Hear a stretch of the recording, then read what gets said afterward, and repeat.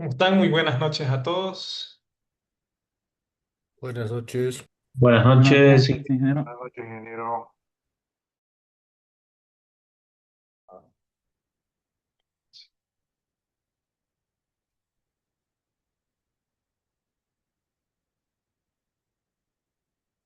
Buenas noches, ingeniero.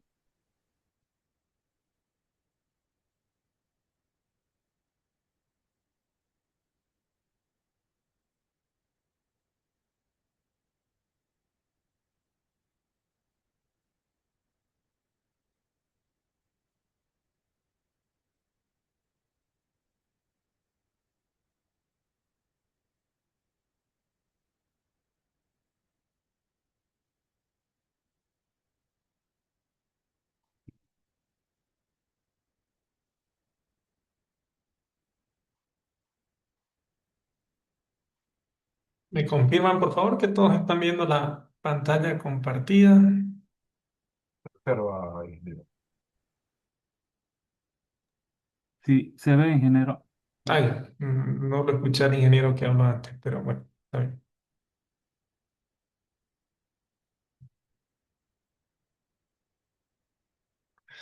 Bueno, entonces, iniciemos la clase del día de hoy.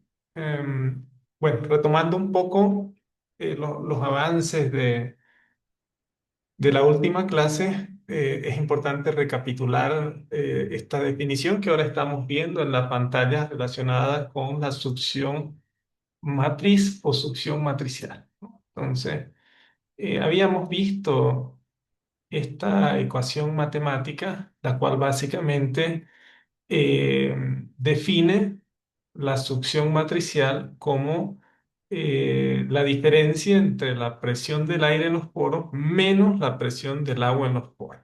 Entonces, también habíamos hecho mucho énfasis con respecto a qué representa, ¿no? Y en términos generales habíamos definido que, bueno, básicamente lo que hace esta succión matriz es cuantificar el efecto combinado, ¿no? Tanto de los meniscos de aire presentes en la estructura del suelo, ¿no? Conocidos también como, como esa tensión capilar que se produce en la estructura del suelo, así como también la absorción, ¿no? De agua en la superficie de las partículas, ¿no? Entonces, básicamente este parámetro reúne, digamos, o cuantifica estos dos efectos que habíamos visto con bastante detalle en la clase anterior, ¿no?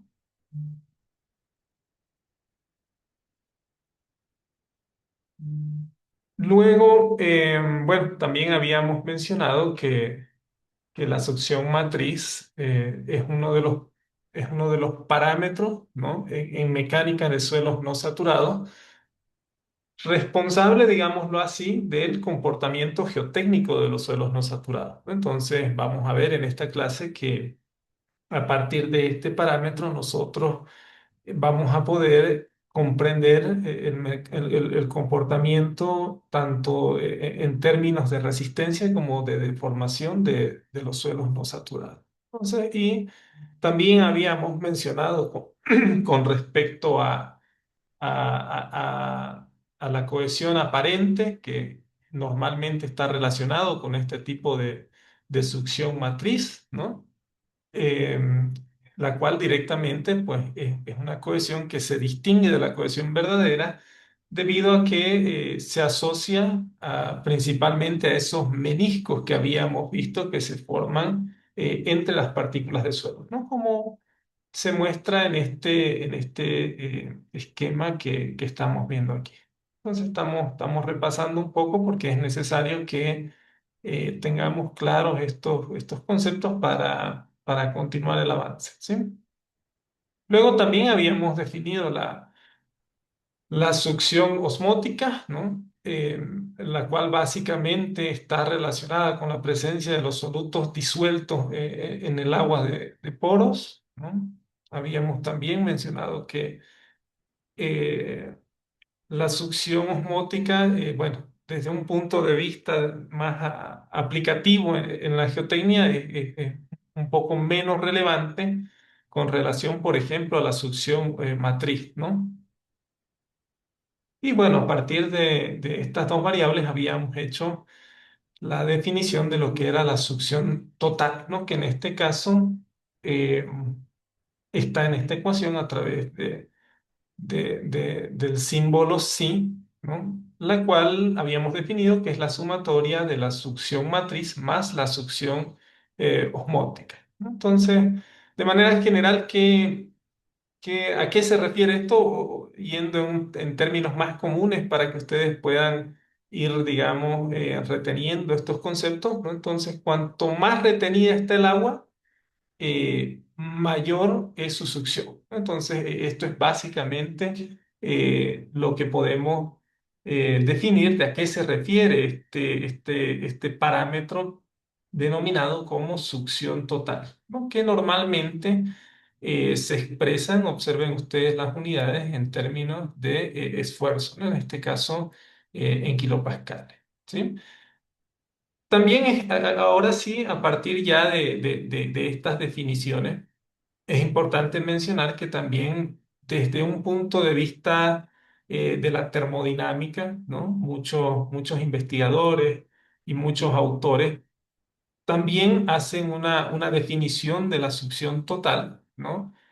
Los cuales pues la describen principalmente como una, digamos que como una condición, ¿no? Una condición o como un estado de energía libre del agua dentro de la estructura del suelo, ¿no? Entonces, eh, esta es otra definición y justamente está aquí. La succión representa una disminución del estado energético del agua expresada como presión equivalente, ¿no? Entonces, para comprender, digamos, esta definición de la succión total, pero desde un enfoque más de la termodinámica, hagamos, por ejemplo, o observemos esta comparación, ¿no? Ustedes en la pantalla están viendo básicamente un recipiente de agua pura y libre, ¿no? Con una superficie plana, ¿no? Entonces, observemos que en este esquema o sobre este recipiente lleno de agua se forma un vapor de agua, ¿no? Como estamos observando aquí, ¿no? Este vapor de agua, digámoslo así, genera una presión de vapor de saturación del agua pura, ¿no? Denominada a partir de ahora con esta designación, ¿no? Entonces, por otro lado, si analizamos, por ejemplo, una estructura de un suelo, ¿sí? Podemos definir también la presencia, en este caso ya no es un vapor libre, sino que es un vapor que está presente dentro de lo que es la estructura del suelo, ¿no? Y lo podemos definir como la presión parcial de vapor en los poros del suelo, ¿no? Estas son dos definiciones que normalmente se dan en la literatura para poder definir principalmente lo que es la humedad relativa, ¿sí? Entonces, desde este punto de vista de la termodinámica, la cual se basa principalmente en analizar la humedad relativa, ¿no? La cual está definida justamente por la relación entre estas dos presiones que acabamos de definir, ¿no? En este caso, la presión de vapor de saturación del agua pura, ¿no? Bueno, en realidad es la presión de vapor que se encuentra en la estructura del suelo con relación a la presión de vapor libre y pura. Entonces, a partir de esta relación, nosotros podemos calcular la humedad relativa. No como un dato general, normalmente la presión que está dentro de los poros del suelo pues es menor, digámoslo así, a esta presión de vapor libre, digamos, en un agua pura. Entonces, ¿por qué hacemos esta definición? Porque a partir de la humedad relativa, podemos también tener una muy buena idea de lo que es el comportamiento de la succión total que habíamos definido anteriormente, ¿no? Y entonces, eh, cuando el agua está más retenida, tenemos esta presión de vapor que está en el interior del suelo, ¿no? La cual, bueno, esta presión normalmente es menor, ¿no? Y eso significa o se relaciona con una humedad relativa menor, ¿no?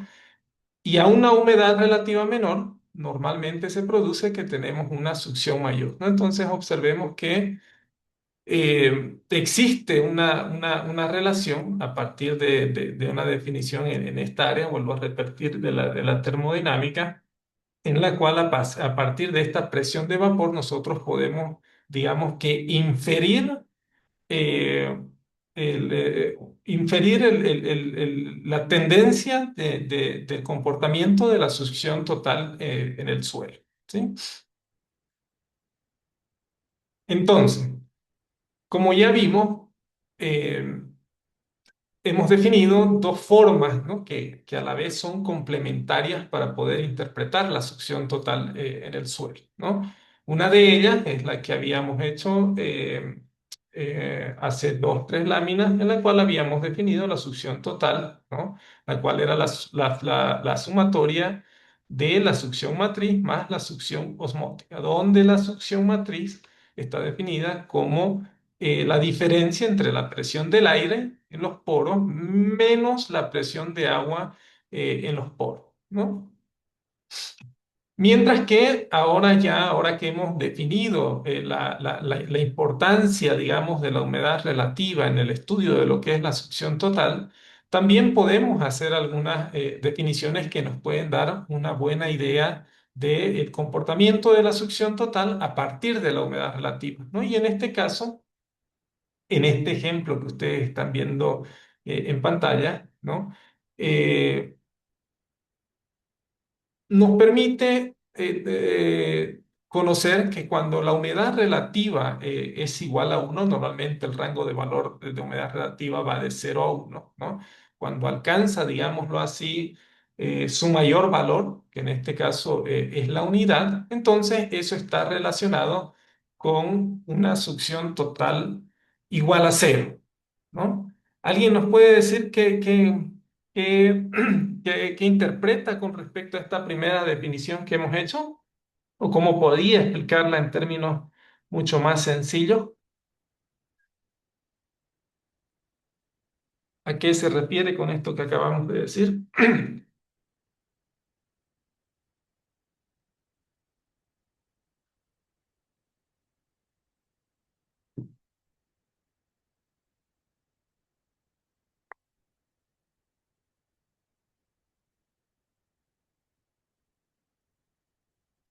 ¿Sí? ¿Nadie? ¿Están todos ahí? ¿Por qué creen que esta definición justamente nos dice que cuando la humedad relativa es igual a 1, la succión es igual a 0?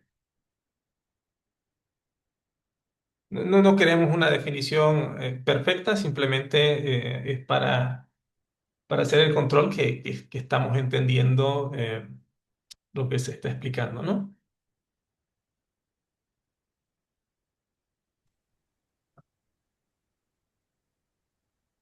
¿Sí? ¿Preguntamos a alguien?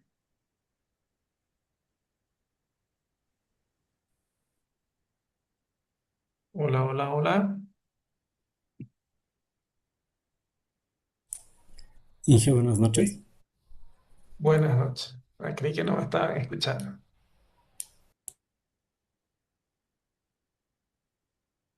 ¿Sí? ¿Alguien nos puede comentar qué entiende por esto? ¿Con qué cree que está relacionado? Inge, buenas noches. Quizás puede ser por que no existe una fuerza capilar. El agua no está siendo retenida.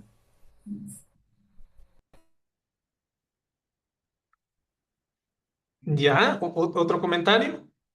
Hay un equilibrio. ¿Ya?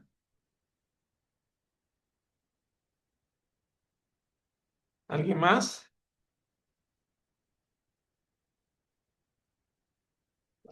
Qué buenas noches. Eh, Tal vez porque el aire en este caso está completamente saturado de vapor, puede ser. ¿Ya? ¿Y qué más? Ahí va mejor que las anteriores, digamos. Y las Mm, partículas. y las partículas están flotando, las partículas de agua están flotando, por eso no existe succión. Claro, no, no hay ese Flotando, no hay ese movimiento, ¿no? flotando ¿dónde? Flotando ¿dónde? No nos perdamos que estamos en la estructura del suelo, ¿verdad? Claro, al no existir esa diferencia, yo creo que provoca el movimiento, ¿no? Del agua, o sea, en el suelo y no sé si la atmósfera o el aire o algo así. Pero a ver, sin complicarnos tanto en el fenómeno, ¿por qué creen que en este caso la succión total sea igual a cero en el suelo? En términos sencillos. ¿Qué está pasando ahí en esos poros del suelo? El aire está Buenas completamente noches. saturado de vapor, ¿no? A ver, ¿alguien más? Inge, entre más fuerte es el suelo deteniendo agua, es como si el suelo estuviera succionando el agua para que no se escape, algo así. No, no. A ver, si hemos hecho la definición de que la succión, y en particular la succión matriz está relacionada con esa tensión capilar que se produce, ¿verdad?, en el interior de la estructura, así como por esas fuerzas de adhesión entre, entre, entre el agua y las partículas de suelo, ¿no? Eso es lo que le da origen, ¿verdad?, a esas fuerzas, digamos, o esas tensiones negativas, ¿no? Y eso hace que tenga un valor de succión, ¿verdad? Pero si en este caso la succión sea cero, ¿qué está pasando? Para una humedad relativa elevada.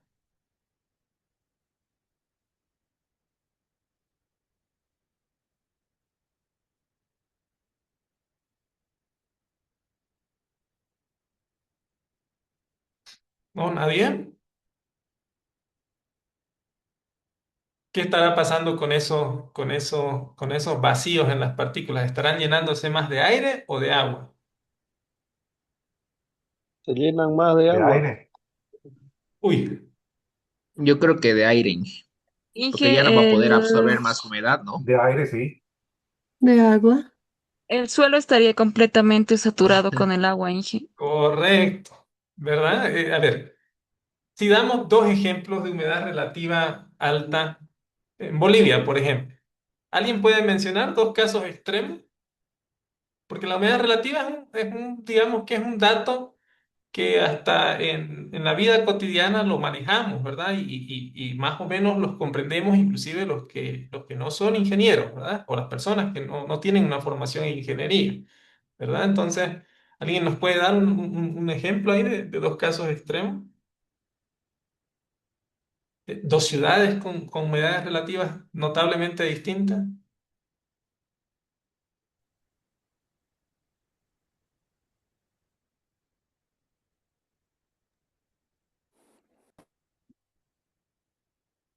¿No? Distintas, Inge, o altas, humedad relativa Distintas, alta. distintas, opuestas.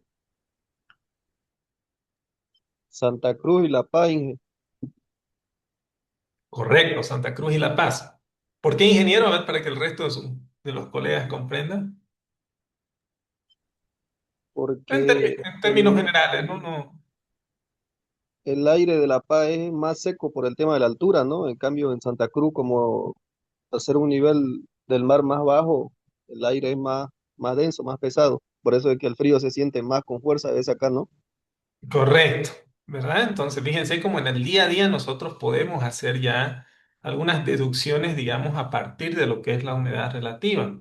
Y en este caso, haciendo esa analogía, ahí va justamente la pregunta, ¿no? Entonces, si tenemos una humedad relativa que adopta el máximo valor, que en este caso es uno, entonces lo que esperamos es que el terreno o el suelo se encuentre con esos poros más llenos de agua, ¿no? Como decía una de las ingenieras, se espera que esté saturado o muy próximos a la saturación, ¿verdad?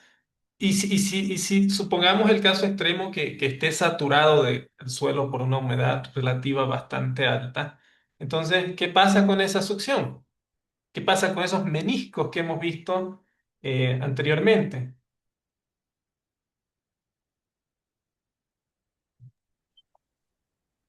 todo el espacio se llena de agua, entonces ya no existe la succión, ¿no?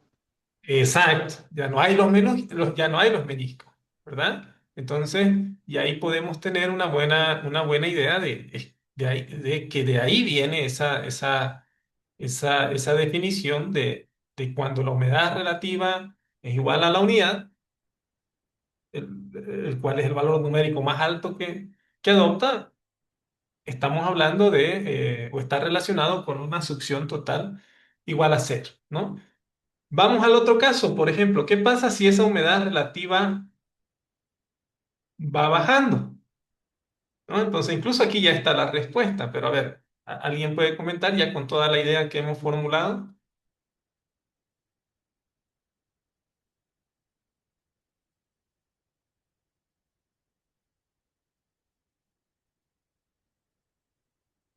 ¿Qué está pasando ahí a medida que la humedad relativa va bajando? Con base al ejemplo que nuestro colega ha comentado, que es un buen ejemplo, ¿no? Era puesto a La Paz como una ciudad en la cual se tiene una humedad relativa baja, uno siente que cuando llega a La Paz, no sé, del oriente del país, el clima es mucho más seco, ¿no? O viceversa, cuando va de la ciudad de La Paz a la ciudad de Santa Cruz, pues siente que realmente existe una humedad relativa bastante alta en el ambiente, ¿no? Entonces, si la humedad relativa va disminuyendo, ¿no? Se produce un incremento de la succión total, ¿no? Y eso va en el sentido justamente de que, bueno, ahí ya esa estructura, digámoslo así, del suelo, pues básicamente ya están interactuando entre presiones de aire y presiones de agua, ¿no? ¿Sí? ¿Sí se entiende eso? Sí. Sí, Sí, ingeniero. ingeniero. Bueno, entonces, si está claro, vamos adelante. ¿Sí? Ingeniero, ¿la humedad relativa podría llegar o podría ser cercana a cero? En condiciones ambientes, no lo creo. Quizás en condiciones de laboratorio sí, ¿no? Pero a temperatura ambiente, pues no. Entonces, ¿por qué hemos hecho esta definición de humedad relativa? Porque justamente existe una propuesta de igual manera por un autor denominado como Kelvin, ¿no? Quien básicamente propone esta ecuación, ¿no? En la cual relaciona la succión total con respecto a, ¿qué es eso?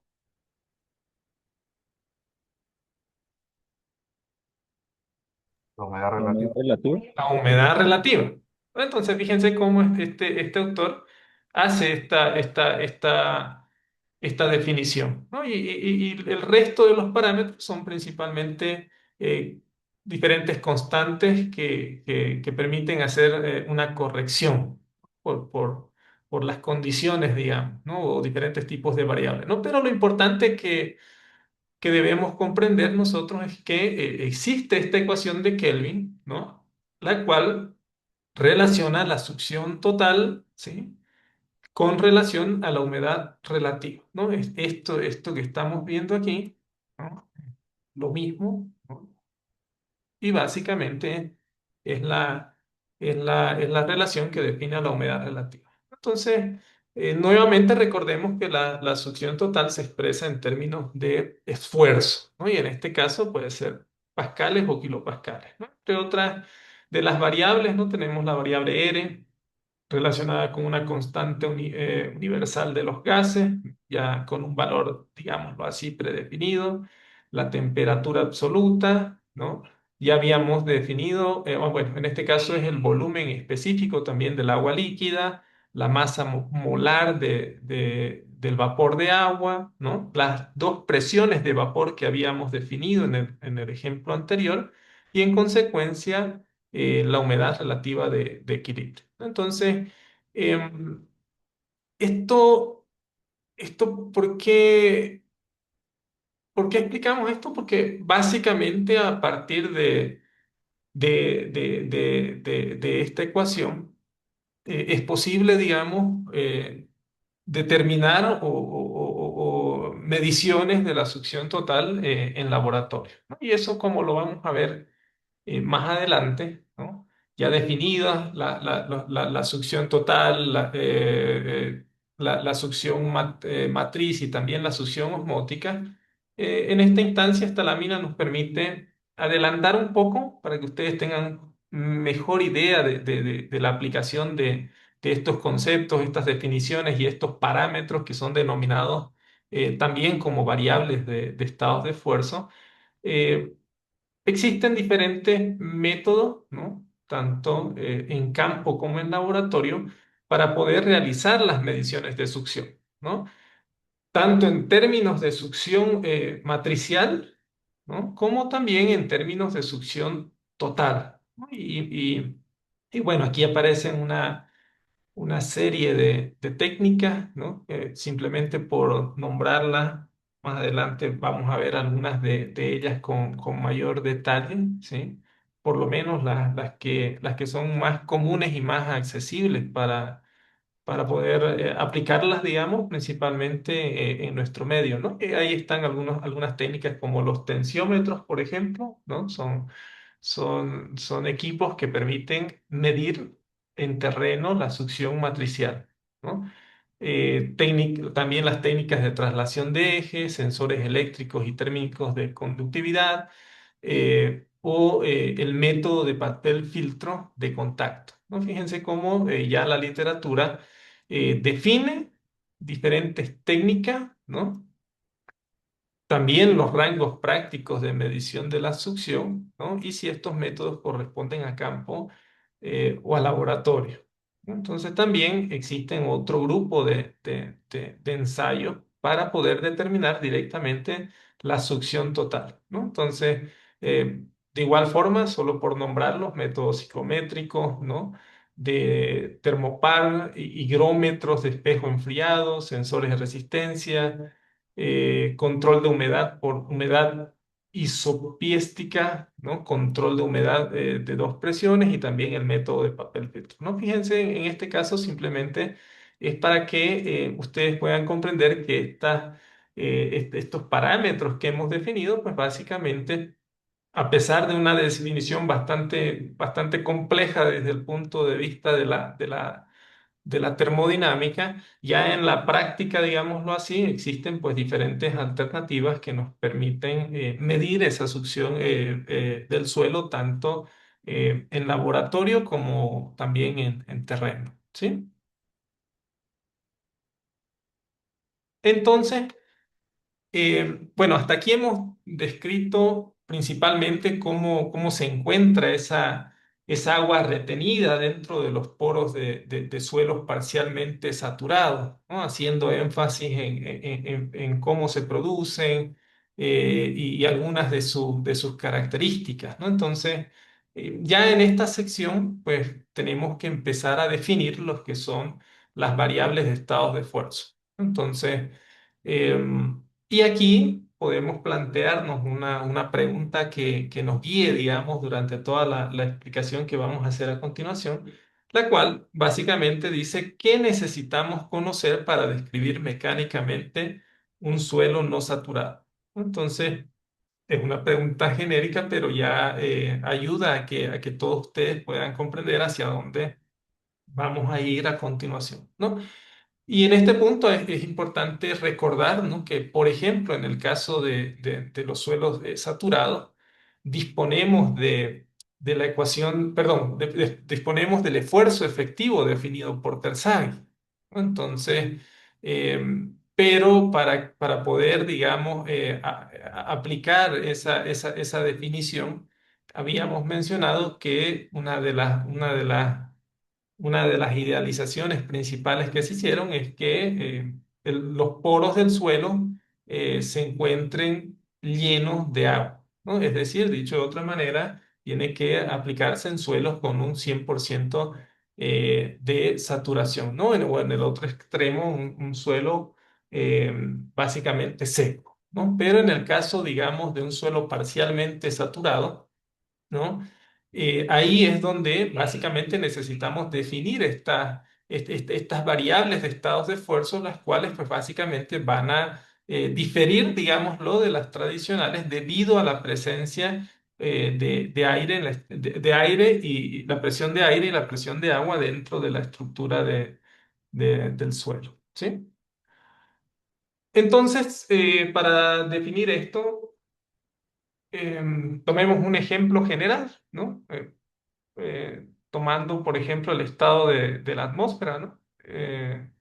Por ejemplo, para poder describir las características del clima relacionadas con el estado de la atmósfera, es necesario conocer la temperatura, ¿no? Como una variable, la presión atmosférica, la humedad relativa, la velocidad del viento, la dirección del viento, ¿no? Son diferentes parámetros que nosotros vamos a poder obtenerlos en este caso, podría ser, tomando como ejemplo, una estación meteorológica, ¿no? Entonces, básicamente, para poder describir el estado de la atmósfera, nosotros necesitamos conocer esta serie de parámetros, ¿no?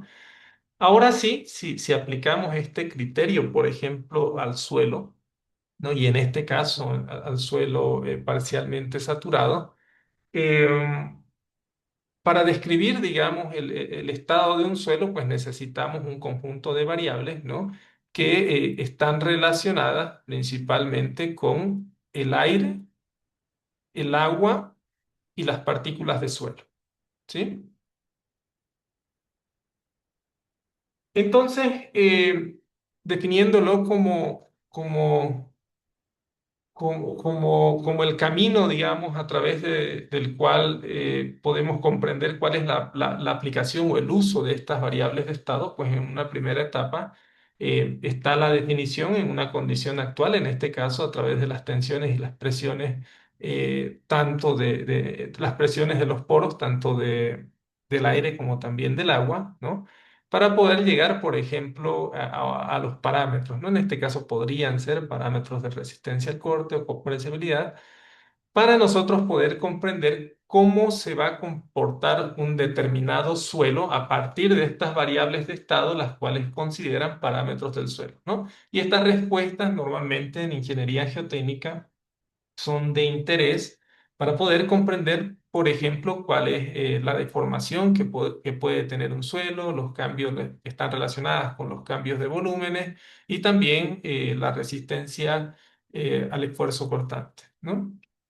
Entonces, simplemente para recordar, eh, en el caso del suelo no saturado, pues bueno, una de estas variables importantes, pues básicamente el esfuerzo efectivo, el cual ustedes ya han estudiado con bastante detalle en los módulos anteriores, ¿no? Pero que es importante recordar que en este caso, en una estructura, digámoslo así, fluida, continua, ¿no? Donde los vacíos están llenos principalmente de agua, pues básicamente existe una presión de poro, ¿no? Relacionada principalmente al fluido, que en este caso es agua, ¿no? Y no existiendo la presencia, por ejemplo, de una presión relacionada a un gas o que podría ser el aire, ¿no? Entonces, y a partir de esta ecuación, pues normalmente nosotros podemos calcular el esfuerzo efectivo del suelo, ¿no? Pero ahora sí, ya adentrándonos en las particularidades del suelo saturado, las cuales se diferencian del suelo saturado. En este caso, pues podemos observar en esta lámina alguna de esas diferencias que hemos venido definiendo, ¿no? Asumiendo que esta es una estructura o una idealización de una estructura de un suelo parcialmente saturado, donde los redonditos representan a las diferentes partículas, ¿no?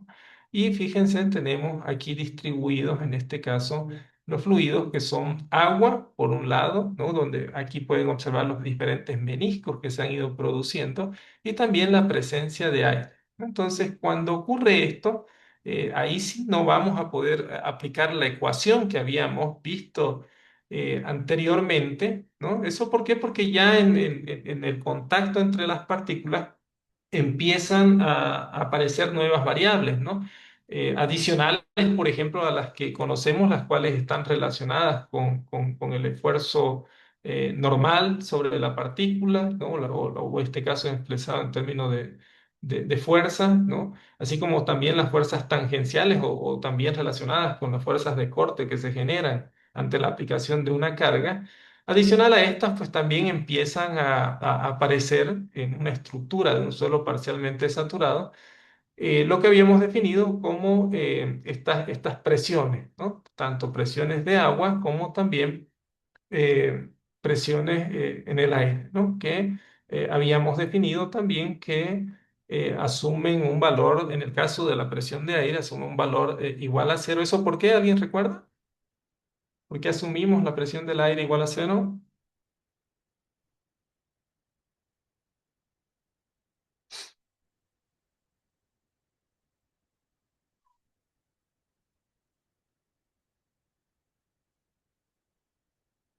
¿Sí? ¿Alguien nos ayuda a recordar? Ya hicimos esa definición. Cuando está saturado,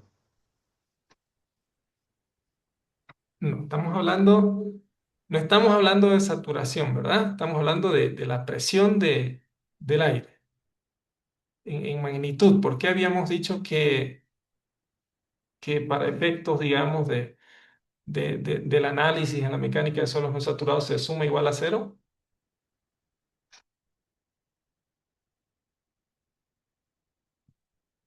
Porque es igual a la presión atmosférica.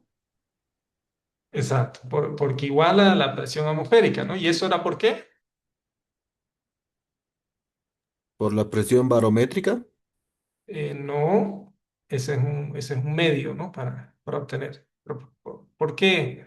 ¿Por qué adopta, digamos, la presión de aire que se encuentra justamente aquí en la estructura del suelo? ¿Por qué adopta esa presión de atmosférica?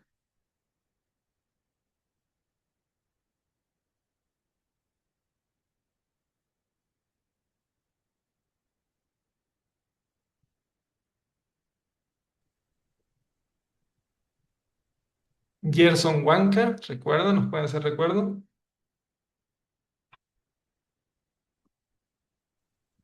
Buenas noches, ingeniero.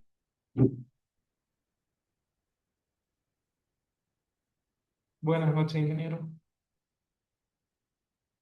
¿Recuerda? Esto lo habíamos definido en la anterior clase,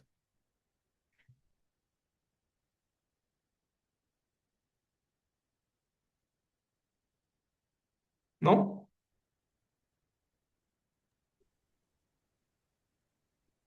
Tal vez porque el suelo no está retenido en un recipiente, ¿no, Inge? Está conectado con el aire a Exacto, través de los poros. esa es la respuesta, ¿no? Asumimos esa presión igual a la de la atmósfera, ¿no? Que en este caso es igual a cero en términos manométricos, ¿verdad?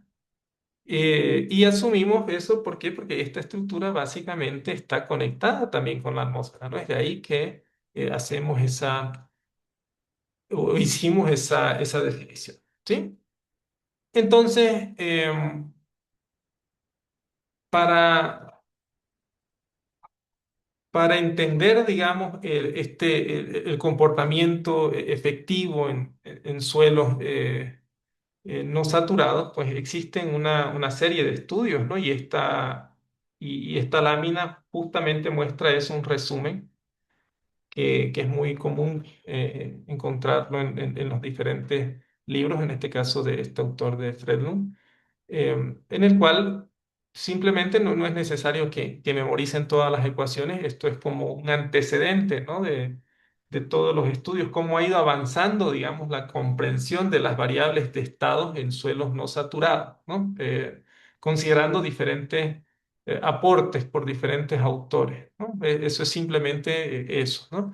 Entonces aquí lo que podemos rescatar, digamos, es que, bueno, una de las principales ecuaciones propuestas y de referencia, pues básicamente son las de Bishop, o es esta de Bishop, ¿no?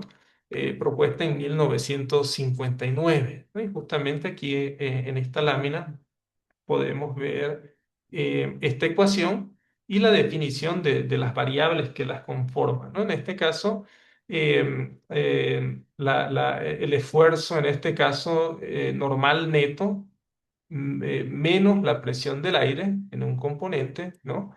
Más en este caso, ¿qué era esto? ¿Recuerda cómo lo habíamos definido?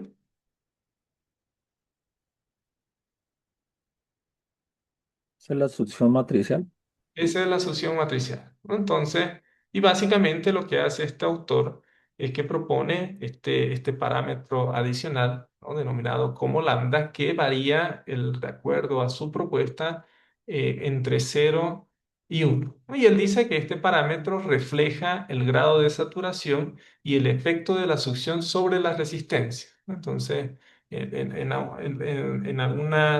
algún periodo, digamos, del avance en el conocimiento en esta área, pues esta era una de las principales formulaciones que se tenía en la literatura, ¿no? Sin embargo, ya luego vienen estos autores, Fredlund y Morgenstern, en 1977, ¿no? Quienes, pues básicamente eh, toman como variables de estado para comprender el comportamiento de los suelos no saturados, el esfuerzo normal neto, ¿no? Y la succión matricial, ¿no? Dejando de lado, por ejemplo, ese parámetro lambda propuesto por Bishop, ¿no? Entonces, dicho de otra manera, este autor dice que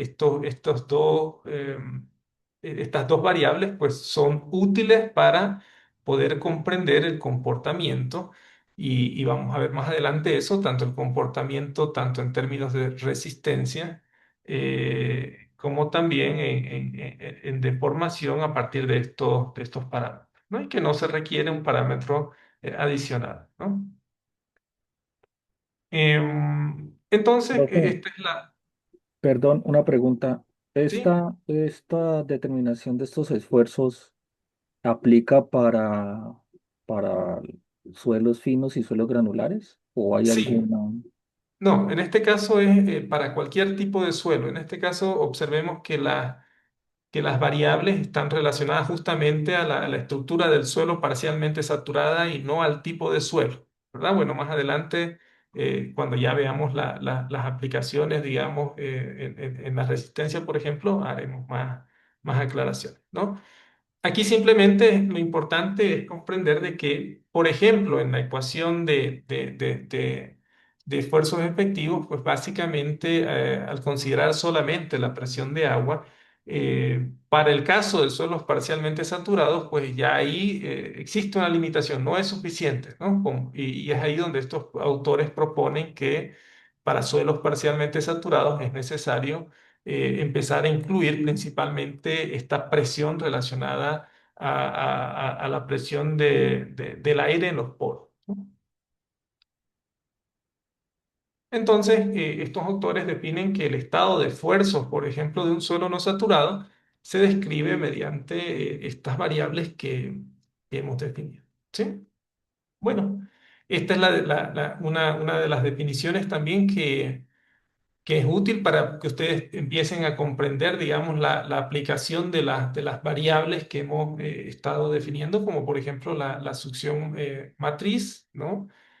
Así como también la succión total, ¿no? Explicada anteriormente, ¿no? Entonces, esto, ¿sí? Voy a cambiar de lámina, de chito, por favor. Hasta ahí, Inge, una consulta. adelante. ¿La cantidad de aire es medible? En este caso, en términos de succión, ¿me entiende? Sí. Para propósitos de poder comprender justamente esto, de poder tener esta succión matricial, sí existen métodos para poder realizar esta medición, ¿no? Y luego los vamos a detallar y no son necesariamente a partir de la presión del aire, sino que también existen algunos métodos como ustedes vieron anteriormente, por ejemplo, que utilizan, no sé, variables relacionadas con la termodinámica, ¿no? En la cual se analiza, por ejemplo, la humedad relativa, ¿no? Pero eso lo vamos a ver más adelante, ¿no?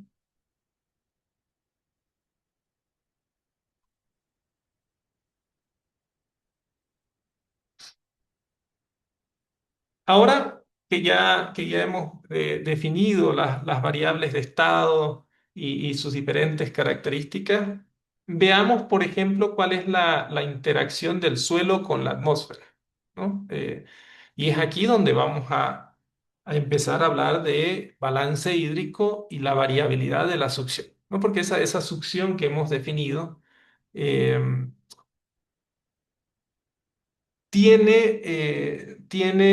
o básicamente cambia con el tiempo, ¿no? Y es ahí donde vamos a hacernos la pregunta, ¿por qué cambia la succión con el tiempo?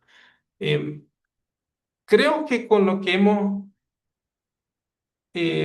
aprendido hasta ahora, creo que podríamos tener una muy buena idea. ¿Alguien podría responder esta consulta? Como les digo, con una respuesta más general y aproximada con lo que ya tienen ahora como una base de la mecánica de suelos no saturados. ¿Por qué cambia la succión? ¿Por qué creen que cambia la succión con el tiempo?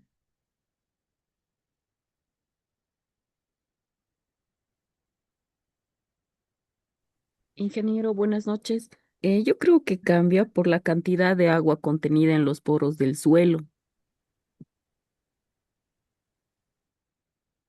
Y cómo cree en general, hasta este momento, ingeniera, cómo cree que es esa relación por ejemplo, cuando incrementa el agua o cuando disminuye el agua? Debido a las condiciones ambientales, Inge. Exacto, ¿no? Entonces, justamente a eso íbamos, de que ya ustedes con todos los conceptos que hemos venido analizando, ya podemos hacer una buena aproximación a la respuesta, ¿no? ¿De qué? Pues básicamente la succión varía en el tiempo, porque el agua, o porque el suelo, mejor dicho, interactúa continuamente con la atmósfera, ¿no? Entonces, esa, digamos, es la explicación general, pero ahora veamos con mayor detalle a qué nos referimos con esto, ¿no? Entonces, para poder eh, comprender esto, inicialmente es necesario que podamos definir con qué escala temporal debemos interpretar la variación de la succión, ¿no? Y en este caso, la lámina nos muestra dos tipos de escala. Una está relacionada con tiempo atmosférico y la otra con el clima, ¿no? Entonces, de manera general, lo que debemos comprender es que en el caso, por ejemplo, del tiempo atmosférico, y como lo dice aquí, ¿no? Su definición, estado de la atmósfera en horas, días y semanas. Y aquí tenemos un gráfico. Observen ustedes que muestra la variación, en este caso de la temperatura, en términos de horas del día. Entonces, de alguna manera podemos asociar este término de tiempo atmosférico principalmente a un corto plazo de análisis, ¿no? Mientras que, por otro lado, en el caso del clima, la definición es que es un patrón estadístico, ¿no? Un patrón estadístico de las condiciones atmosféricas de un lugar a largo plazo. Entonces, esa es la diferencia principal, que en una nos referimos principalmente a periodos cortos, corto plazo, y en la otra, cuando hablamos de clima, son patrones pues, que, justamente como lo dice la definición, al considerar información estadística, requiere de mucho más tiempo, ¿no? Y en este caso, para para poder comprender, digamos, la interacción del suelo y la atmósfera, pues es necesario eh, estudiar una de estas, ¿no? Entonces, ¿cuál creen que incida más en la saturación del suelo? El clima. ¿Por qué?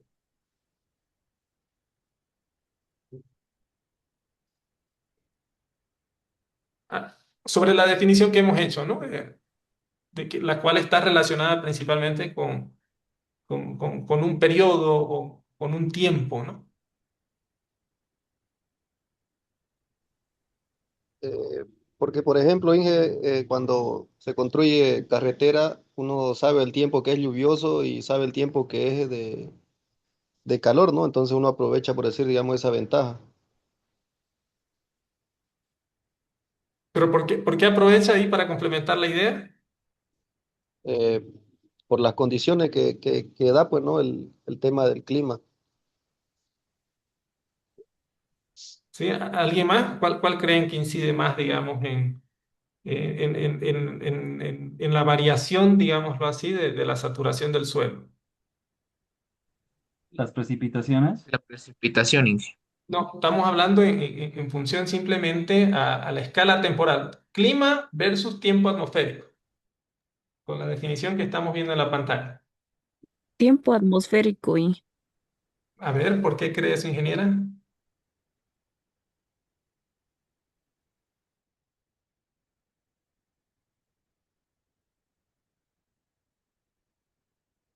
Estamos hablando de que el tiempo atmosférico está más relacionado por su definición con eventos, digamos, mucho más puntuales, ¿no?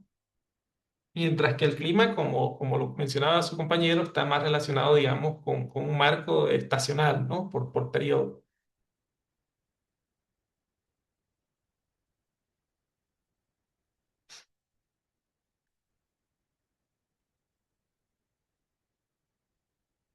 Por supuesto que esto depende de muchísimas variables y son las variables que vamos a estudiar a continuación, pero es una consulta general. Como les digo, estamos tratando de armar el curso de una manera tan secuencial que ustedes ya puedan ir con las definiciones que venimos desarrollando, puedan ir ya anticipando, digamos, algunas respuestas, ¿no? En ese sentido, Inge, yo consideraría el tiempo atmosférico. ¿Por qué? En este caso, la succión y tanto el contenido de agua van a responder a estos cambios, ¿no? Que son de corto plazo del tiempo atmosférico, como ser lluvias, días soleados, también la temperatura, el viento, ¿no? Bueno, está bien, dejemos abierta ahí la respuesta, ¿no? Porque justamente a continuación vamos a empezar a aclarar esto ya con información técnica, ¿no? Y ahí vamos a volver a hacer la pregunta para, bueno, escuchar si esa respuesta ha cambiado o se mantiene. ¿Listo? Entonces, en la lámina ustedes están viendo un mapa global de la precipitación promedio anual, ¿no? En términos sencillos, en una escala, en un rango de escala de grises, nos muestra pues la variación de las diferentes precipitaciones promedio anual en centímetros a nivel global. Por supuesto que esto por la escala es una buena aproximación, pero ya reduciendo o bajando esta información a una menor escala se pueden encontrar los microclimas, ¿no? Pero esta es una tendencia general que se reporta en la estructura, ¿no? Y aquí es donde ya podemos mencionar de que, bueno, tanto el tamaño, la extensión y la ubicación geográfica, por ejemplo, de los suelos, pues van a estar de alguna manera eh, condicionadas, digamos, en este caso, a las precipitaciones, ¿no? Y es como ustedes ya lo habían mencionando, evidentemente, en climas donde tengamos menores precipitaciones, ¿no? Van a ser zonas en las cuales va a haber una mayor tendencia en la presencia de suelos parcialmente saturados, ¿no? Entonces, eh, ¿esto por qué? Porque la precipitación condiciona, ¿no? El ingreso potencial de lo que es al agua, al subsuelo, ¿no? Entonces, existe una relación, ¿no? Y a ver, yo les hago otra pregunta. Si dos sitios, por ejemplo, en este mapa, reciben la misma precipitación anual, ¿ustedes creen que tendrían la misma succión? No, totalmente diferente. A ver, ¿por qué, Uy, ingeniero? Porque, mire, el tema que tengan la misma condición climática no significa que los suelos o el comportamiento mismo de los materiales sean los mismos. El uno puede ser arcilloso, el otro puede ser gravoso. Esos comportamientos son totalmente diferentes. Correcto. Es una buena respuesta porque justamente nos lleva a la, a Depende la- mucho de la geomorfología. a la siguiente lámina, ¿no? Donde en este caso también esa, perdón, esa relación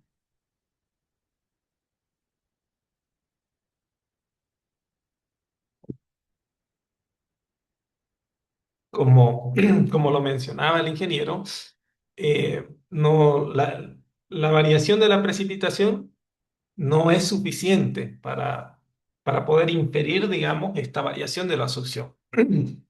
Es necesario analizar también otras variables, ¿no? Como en este caso, por ejemplo, este es otro mapa que de manera similar, en este caso, muestra la disponibilidad bueno, muestra que la disponibilidad climática del agua, pues también depende del tipo de clima que se tenga, ¿no? En este caso, por ejemplo, podemos observar la distribución de los diferentes tipos de climas, por ejemplo, hiperárido, árido, semiárido, subhúmedo, seco, húmedo o frío. Entonces, eh, complementariamente a la saturación, pues también existen este tipo de factores que van a condicionar, digamos, a la variación de lo que es la succión en el suelo, ¿no? Debido a esa interacción que estamos definiendo de lo que es el suelo con la atmósfera en general, ¿no? Esta gráfica ya la habíamos visto cuando definimos los factores que afectan la formación de suelos residuales, ¿recuerdan? Esta es una gráfica que básicamente muestra la distribución de la profundidad.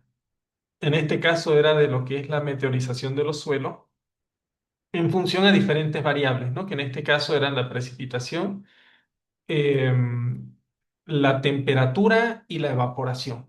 Entonces, simplemente la coloqué aquí para redondear la idea de que dependiendo también la ubicación geográfica y la variación de todos estos factores, pues va a haber una interacción distinta, podemos decirlo así, entre el suelo y la atmósfera. Y esto va a tener un efecto en la succión del suelo, ¿no?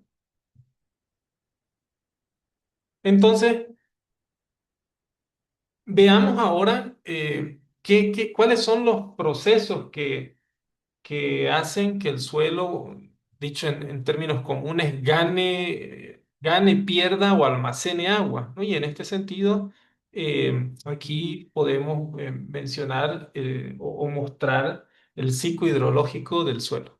El ciclo hidrológico del suelo es una definición, digamos, bastante utilizada en lo que es las diferentes ramas de la ingeniería, ¿no? Pero en este caso, en esta clase de mecánica de suelos no saturados, permite comprender justamente cuál es ese intercambio, ¿no? Entre el suelo y lo que es la atmósfera en función de todas estas variables, ¿no? Que en este caso son siete, ¿no? Las cuales están relacionadas con la precipitación, por ejemplo, por aquí, la intercepción, que en este caso está relacionada con esa retención del agua temporalmente en la vegetación, ¿no? También la infiltración, ¿no? A través de lo que es el subsuelo, la evapotranspiración, la escorrentía, ¿no?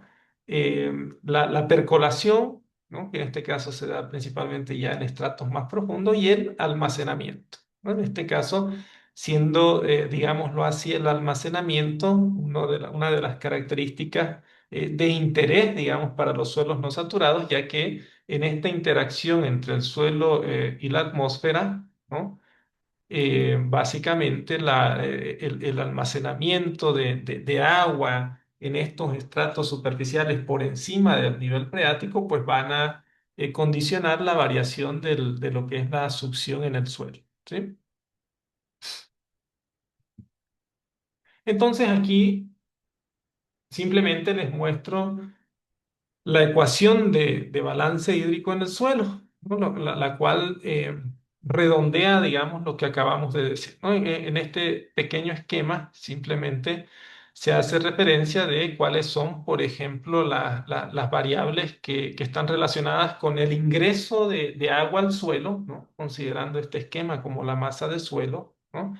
Y dentro de las cuales pues ya habíamos definido alguna de ellas, ¿no? Como la precipitación, por ejemplo, ¿no? O también el agua interceptada, o también las escorrentías, ¿no? Todas estas variables, pues a partir de esta ecuación matemática pueden ser relacionadas, ¿no? Y en este caso, diferenciando las variables que están relacionadas con el ingreso de agua a la masa del suelo con respecto a las variables que están relacionadas con la salida del agua, podemos decirlo así, de la masa del suelo, ¿no? Entonces, esta ecuación simplemente es para que eh, todos comprendamos de que esa variación de la succión en el terreno pues está relacionada con todas estas variables, ¿no? Siendo la de principal interés para esta clase el agua almacenada en el suelo, ¿no? Que es la cual, como van a ver más adelante, tiene, digamos, una relación directa con la comprensión de la mecánica de suelo no saturado, ¿no? Entonces esta ecuación no mide para nada la succión, ¿sí? Eso tiene que quedar claro. Simplemente nos permite comprender cuáles son las variables que están relacionadas con el almacenamiento de agua en el suelo, ¿sí? Entonces he colocado esta tablita simplemente para comparar, ¿no? Las características de la estación húmeda, ¿no? Con respecto a la estación seca. Entonces, bueno, creo que es mejor dejarla como referencia para no leerla toda, pero bueno, en general, en una estación, por ejemplo, en términos de precipitación, ¿no? Eh, en este caso, la tendencia es a incrementar con respecto a la estación seca. Por ejemplo, en el caso de la precipitación, la tendencia es a disminuir o a bajar, como ustedes lo vean. En el caso de la variable de intercepción, pues esta tiende de igual forma a incrementar, ¿no? De igual forma, la infiltración, ¿no? La escorrentía y el drenaje y por ende el almacenamiento en el suelo, ¿no? Entonces, mientras que por otro lado, en la época seca, con respecto a lo que es el almacenamiento del agua en el suelo, pues este tiende a disminuir, ¿no? Eso razonablemente debido a la menor disponibilidad de agua eh, en época seca, ¿no? Pero en este caso, y me estaba acordando de la consulta que habló, de la consulta que estábamos discutiendo, la pregunta, eh, ahora, ¿qué piensa ingeniero Eduardo con respecto a su respuesta?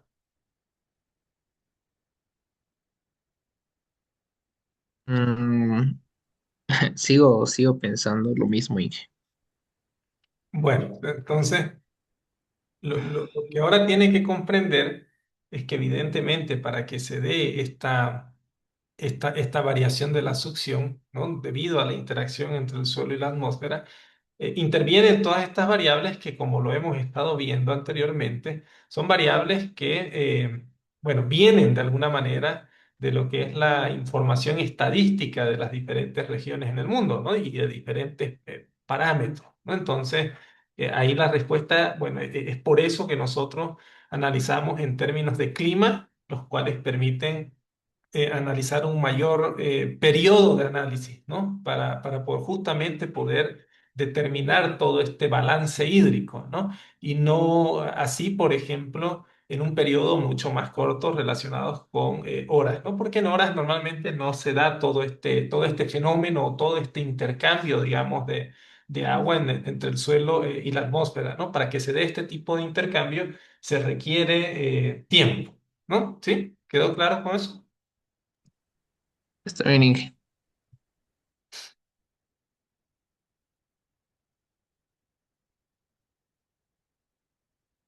Entonces, de igual forma, para redondear lo que hemos estado viendo y aplicándolo un poco en este caso al contexto de Bolivia, Realicé esta imagen bueno, ahora la IA hace muchas cosas y me pareció interesante mostrárselas, ¿no? Entonces, y está relacionado con el comentario también que hacía nuestro colega anteriormente con relación a la comparación de la humedad relativa en dos ciudades de Bolivia, ¿no? Entonces, para los que no conocen Bolivia, porque tenemos también ingenieros de otras partes, pues bueno, este es un esquema que hace una buena generalización, digamos, de lo que es Bolivia, ¿no? Bolivia es un país que bueno, tiene una diversidad bastante grande en cuanto a lo que son los climas y microclimas, ¿no? Entonces, yendo, por ejemplo, desde el altiplano, ¿no? Teniendo zonas, pues, con alturas mayor a los 4.000 metros, ¿no? No solamente la altura, sino que habitadas, ¿no? Donde viven personas, donde se hace infraestructura, donde se construyen en el día a día, ¿no? También tenemos muchos valles, ¿no? Como, por ejemplo, las ciudades o la ciudad de Cochabamba, ¿no? Las cuales, fíjense, existe una variación bueno, estos son referenciales, ¿no? Pero sirve para que tengan una buena idea, de 4.000 a 2.500 metros, más o menos, ¿no? Y luego, bueno, sigue bajando hasta llegar a los llanos orientales, o conocidos también como el oriente del país, ¿no? Donde también tenemos ciudades como Beni, Pando y Santa Cruz, que básicamente están a alturas de entre 100 metros a 400 metros, y ahí en esos rangos, en las zonas más bajas con respecto al nivel del mar, ¿no? Entonces, eh, esto hace justamente que también exista esa variación, digamos, de lo que es, uno, el balance hídrico, ¿no?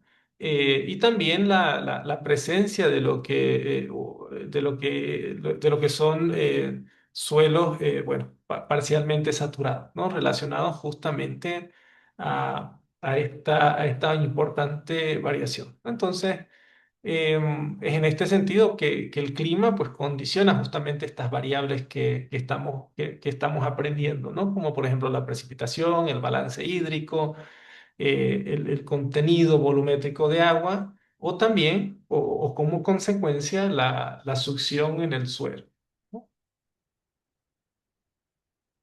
Y aquí había un comentario que dejé, ¿no? Solo como referencia.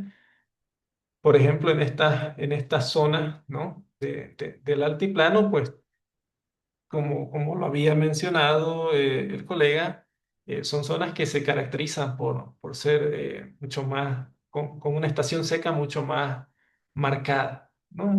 Y por ende, pues también están relacionadas con el incremento de la succión, ¿no? Y justamente mostrábamos eh, las imágenes o las fotografías aéreas de los taludes en la ciudad de La Paz, ¿no? Los cuales son los problemas geotécnicos más recurrentes, ¿no? Y deben ser los de mayor magnitud en Bolivia, ¿no? Ese tipo de problemas geotécnicos están muy relacionados con justamente la mecánica de suelos no saturada, ¿no? Entonces, ese es un extremo, y bueno, por el otro extremo, en lugares cálidos en el oriente del país, pues bueno, los cuales se caracterizan por tener una mayor presencia de agua y por ende también una humedad relativa mucho más alta, que hace que esa succión, digamos, en el suelo o en la estructura del suelo esté menos presente, ¿no? Dicho de alguna manera, ¿no? Entonces, es menos probable eh, poder encontrar grandes extensiones de suelos parcialmente saturados, pues justamente debido a, a estas características, ¿no? Eso porque, bueno, esta imagen la saqué de las clases del profesor Fernando Mariño, ¿no? Que simplemente en su visita a Bolivia, pues él hace ese tipo de análisis. Bueno, yo se los he mostrado más desde esta perspectiva, digámoslo así, más de la variación en la ubicación geográfica y los respectivos climas, pero bueno, él la presenta en términos ya de datos, ¿no? Con relación a las variaciones de temperaturas que son notables en las diferentes ciudades de Bolivia, así como también las variaciones eh, en la precipitación. ¿Sí? ¿Sí? ¿Hasta ahí está claro? Sí. ¿Hay alguna duda, alguna consulta? Está claro, Inge. Inge, una consulta. Eh, ¿Cuánto más o menos sería la variación en porcentaje de, por decir, digamos, la zona del altiplano con el tema de acá del oriente, digamos, con respecto al contenido del agua? ¿Qué variación tendría el suelo, digamos, si hacemos un ensayo? Esa pregunta es muy general para poder responderla, pero a medida que vayamos avanzando, usted va a tener mayor idea de responderla en términos de la curiosidad que usted pueda tener. Ahora es muy amplia, ¿me entiende? Y eso vamos a ir viendo justamente que depende de muchos factores, ¿no? Como lo estamos definiendo. Y además que independientemente del clima que se puede definir, están también los diferentes microclimas, ¿no? Entonces, no podría respondérsela así, es muy general, ¿no? Pero a medida que vayamos avanzando, seguramente los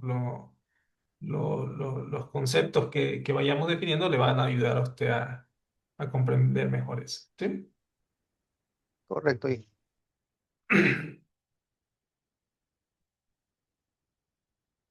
Bueno, entonces, en esta lámina lo que estamos observando es un esquema bastante interesante de uno de los libros también referencia dentro de la mecánica de suelos. Bueno, yo para elaborar esta clase he revisado algo de cuatro libros principalmente, que son los más reconocidos y yo se los voy a compartir para que ustedes lo tengan. Como les mencionaba, eh, el propósito de la clase, o perdón, del módulo, es que ustedes puedan tener los conceptos principales, ¿no? Para poder entender el comportamiento de mecánica de suelos no saturada, ¿no? Pero no no con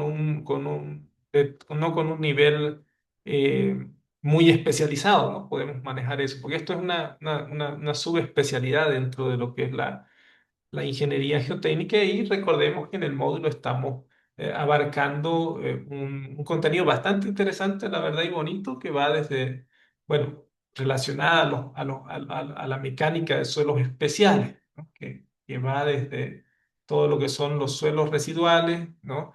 Los suelos con características especiales, como hemos visto, eh, los suelos dispersivos, por ejemplo, los suelos lateríticos, ¿no? Y en el caso, pues bueno, de la mecánica de suelos no saturada, pasando por sus fundamentos principales, como van a ver, las diferentes técnicas para que ustedes puedan comprender cómo se mide todo esto que estamos hablando en el terreno, ¿no? Ese es uno de los objetivos principales, pero también que se comprendan los fenómenos que están asociados, digamos, a la mecánica de suelos no saturados, ¿no? Y en ese sentido, esta lámina nos permite observar justamente, ¿no? Un perfil de suelo que en este caso define el nivel freático como la parte inferior de todo el esquema. Entonces, en este caso, nos está mostrando, bueno, un perfil de suelo por encima del nivel freático, en el cual este perfil corresponde a un suelo expansivo. Entonces, ¿qué es lo interesante? Que y ya con todo lo que hemos venido mencionando, y aquí podemos empezar a observar algunas aplicaciones prácticas de todo esto, ¿no? Y una de ellas, evidentemente, está relacionado con la variación del contenido de agua, ¿no? Tanto en estación húmeda como estación seca, ¿no? Este gráfico lo que nos muestra primero es una estructura que podría ser una cimentación, un pavimento colocado encima de este suelo que se está definiendo, ¿no? Y va mostrando también cuál es la variación, ¿no? En términos de,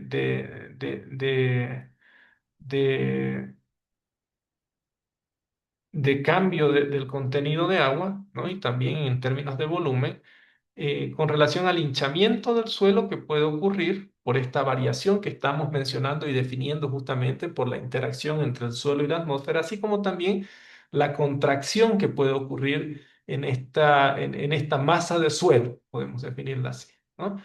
Esto con todos los factores que hemos venido definiendo, ¿no? Como por ejemplo la precipitación, la evapotranspiración, la evaporación, no todo este intercambio de agua entre el suelo y la atmósfera va a hacer que, por ejemplo, puede existir una variación, en este caso como la que se observa aquí, en relación a lo que es el contenido de agua en la estación húmeda y aquí la variación del contenido de agua en la estación seca, ¿no? Entonces, esa variación, por ejemplo, en la estación seca, ¿no? Está relacionada con lo que es con lo que es la contracción o pérdida de volumen del suelo, mientras que por el otro lado está relacionada con lo que es el incremento del suelo, ¿no? Fíjense, estas flechitas aquí muestran eso, ¿no? O tratan de representar eso, ¿no? Básicamente esas flechitas hacia abajo tocan con esta curva, ¿no? Y esta curva nos dice que, bueno, la variación del contenido de agua en función o en la época seca, ¿no?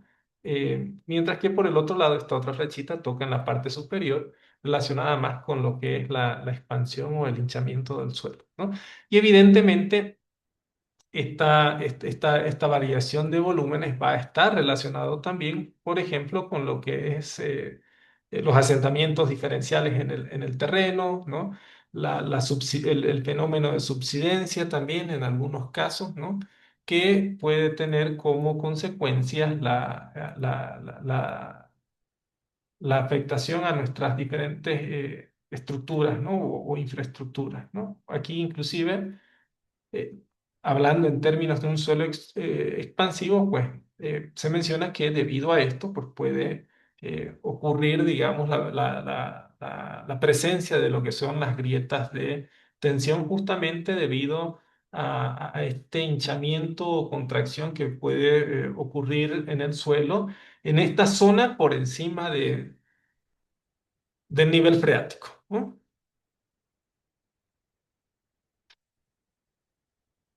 En esta lámina se muestran los problemas prácticos de ingeniería en suelos no saturados, ¿no? Y justamente ya hemos tocado algunos de ellos, ¿no? Problemas relacionados al flujo, por ejemplo, como el balance hídrico en la interfaz de suelo-atmósfera, ¿no? La tasa de recarga neta en la zona saturada de un acuífero, ¿no? Entre el transporte de contaminantes y entre otras características, ¿no? Así como también, por ejemplo, los problemas relacionados con los esfuerzos, ¿no? Y aquí ya uno puede empezar a, a observar, digamos, de que todo lo que estamos explicando al final se traduce, ¿no? Y en diferentes comportamientos del suelo que pueden estar relacionados con la estabilidad de taludes, con deslizamiento, ¿no? Con la estabilidad de excavaciones, sondeo, ¿no? La capacidad de carga de las cimentaciones o inclusive también con la propagación de ondas en suelos no saturados, ¿no? Em, Eso es muy interesante también porque, bueno, como experiencia general, eh, bueno, estoy pensando si se sale o no de la temática, pero igual y es interesante, ¿no? No se sale tanto, bueno, al final hay que tener mucho cuidado, solamente esto lo van a ver en lo que en lo que son los métodos de prospección geotécnica, ¿no? Y específicamente en prospecciones geofísicas, ¿no? En donde, pues bueno, también para poder realizar ensayos geofísicos es necesario hacer una interpretación también a este nivel, ¿no?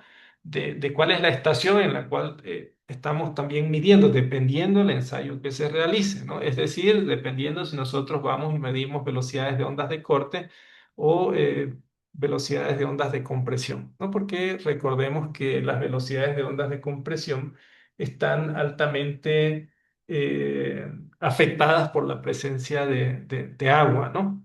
Eh, Dicho de otra manera, por la presencia del nivel freático, ¿no? Recuerdo un proyecto en el cual se hicieron muchísimos ensayos de refracción sísmica Y ya cuando uno empieza a entender esto y tiene más práctica, pues se da cuenta que mira más de 50 ensayos de refracción sísmica en los cuales se midió la velocidad de onda de corte y esa esos ensayos fueron muy poco útiles porque no dio mucha información, porque cuando esas ondas entran en contacto con el agua, la que está presente, por ejemplo, por debajo del nivel freático, empieza a adoptar, digamos, un rango de velocidad relacionada al agua.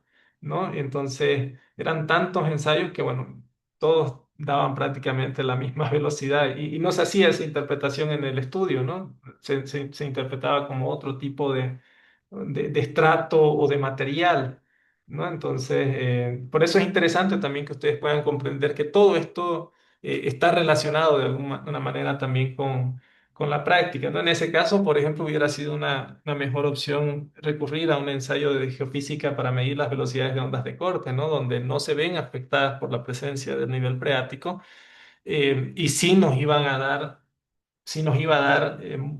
mucho más información con respecto a lo que es la variación de la rigidez de los estratos del suelo para realizar una caracterización geotécnica, ¿no? Eso simplemente como una aplicación para que ustedes puedan asimilarlo, ¿no? Y todo esto pues está relacionado con diferentes problemas, ¿no? Geotécnicos, ¿no? Como el hinchamiento, la contracción de suelos expansivos, el agrietamiento y la desecación de arcillas, el colapso del suelo, ¿no? La consolidación y asentamiento, ¿no? O la compactación del suelo. ¿Sí? Entonces, ¿cómo se distribuye el agua y el aire en un perfil de suelo? Eso es lo que responde justamente esta lámina, ¿no? En esta lámina ustedes están viendo un perfil de suelo en el cual se identifica, por ejemplo, en la parte inferior la zona impermeable, podría ser un macizo rocoso, y por encima una capa de suelo, ¿no? Em, ¿Qué más identifica este perfil? La presencia de un nivel freático, ¿no? Definido en este caso, ¿no? Y también empieza a definir diferentes zonas, ¿no? Lo importante aquí es que ustedes puedan comprender que de acuerdo a esta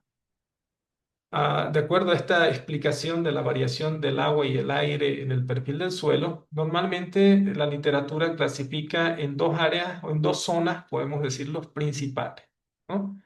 Entonces, una de ellas está relacionada con o denominada como la zona freática, ¿no? Cual corresponde al nivel por debajo del nivel freático. Y la otra está relacionada con la zona badosa. Este término es muy común cuando ustedes, bueno, si llegan adentrarse mucho más en la mecánica de suelos no saturados, van a encontrar que, bueno, esta es la zona de mayor interés, digámoslo así, para lo que es el análisis de la mecánica de suelos no saturados. Entonces, y bueno, dentro de esta zona badosa se pueden identificar diferentes subzonas, ¿no? Como por ejemplo la zona franja capilar, la subzona intermedia y la zona de evotranspiración. Entonces, de manera general, eh, lo que nos muestra este perfil, ¿no? Y haciendo una relación con la microestructura del suelo que se puede esperar en cada una de estas zonas, es que la saturación del suelo, ¿no? Eh, alguien puede recordarnos cuál es la definición de saturación? A ver, porque esto es importante que esté claro para todos antes de que empecemos a hacer la definición. ¿Cuál es la definición de saturación en un suelo?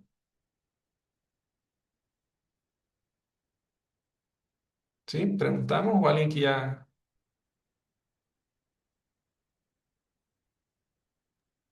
Ingeniero, Samantha, buenas noches. ahí está, ingeniero. Adelante. Es la relación entre el volumen de agua y el volumen total de vacíos en el suelo. ¿Y quién nos dice eso? ¿Cómo lo interpretaría usted, ingeniero? Así es, eso que es muy matemático.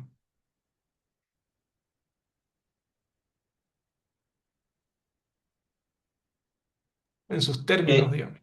Que el suelo varía entre el 0% cuando está completamente seco y el 100% cuando está completamente saturado de todos los poros que están llenos de agua, ¿no? Exacto, ¿verdad? ¿No? Entonces esa es una buena definición. Gracias, ingeniero.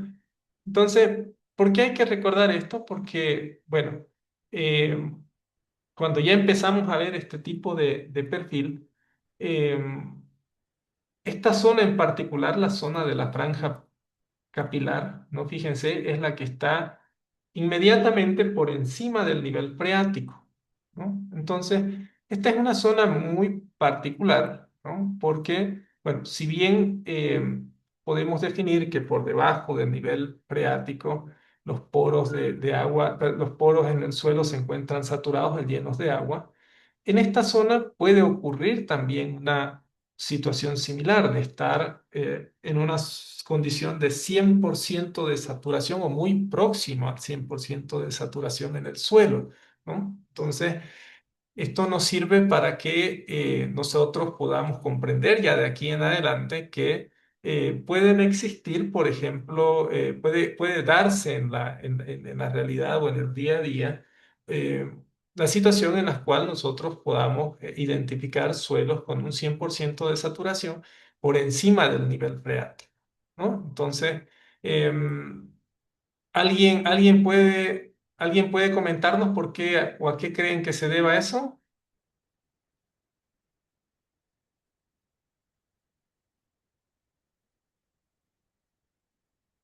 ¿Qué creen que ocurre ahí en esa zona para que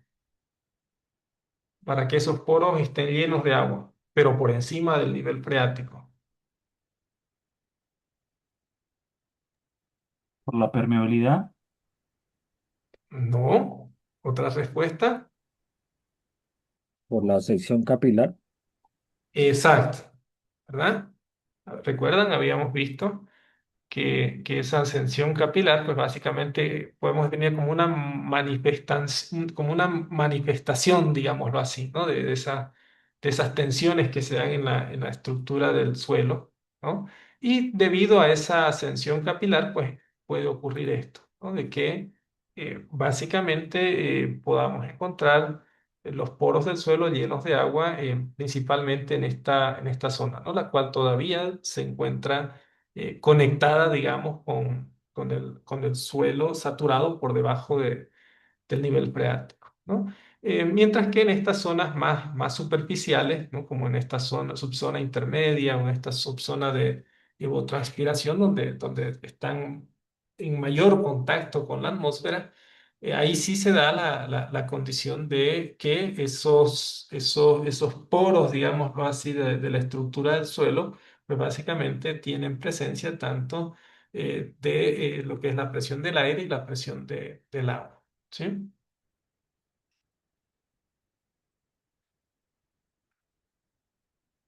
A ver, y aquí está justamente la definición de lo que es la zona badosa, ¿no? La región situada sobre el nivel de freático donde coexisten aire y agua en los poros, ¿no? Con la consideración que acabamos de definir, ¿sí?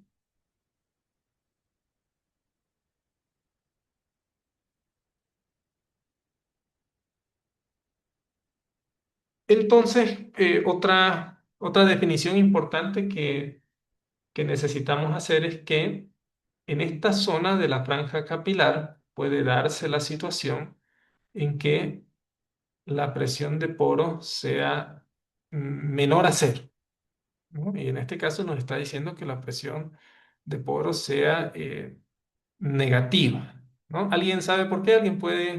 ¿Alguien ya identificó el por qué? Esto también se ve, ¿verdad? En las clases de mecánica de suelo 1, mecánica de suelos 2, ¿verdad?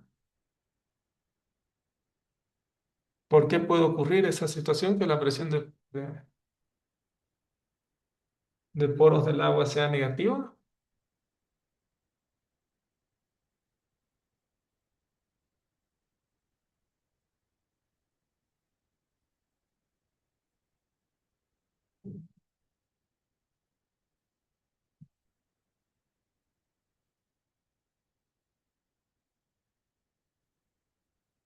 Si estamos diciendo que en esta zona se puede dar que el suelo está con 100% de saturación. Entonces, esos poros están llenos de agua. Porque Pareciera que no, hay una porque no tiene contradicción. contacto con la presión atmosférica. A ver, otra respuesta. Eso es más de mecánica de suelos que de suelos parcialmente saturados, ¿no?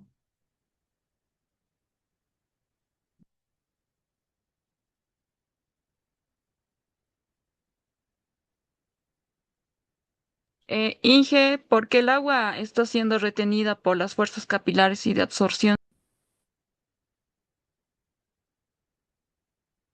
¿Alguien más?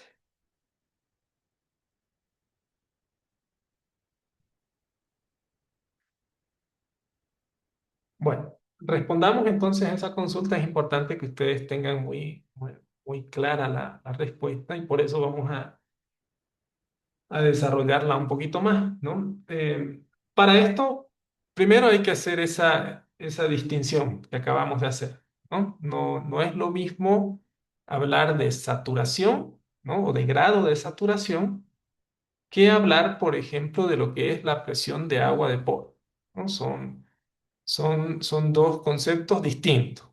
Entonces, en el caso del grado de saturación nos permite definir cuánta parte de los poros está ocupada con agua, ¿no? Y justamente este ejemplo nos permite recordar esto, ¿no? Que cuando todos estos poros están llenos de agua, podemos definir que tenemos un valor de 100% de saturación, ¿no? Mientras que si estos poros, digamos, empiezan a convivir con aire, pues ahí vamos a encontrar una condición de un grado de saturación, digamos, menor al 100%, ¿no? En ese sentido, ahora, ¿cuál es la presión, digamos, que ejerce el agua en los poros?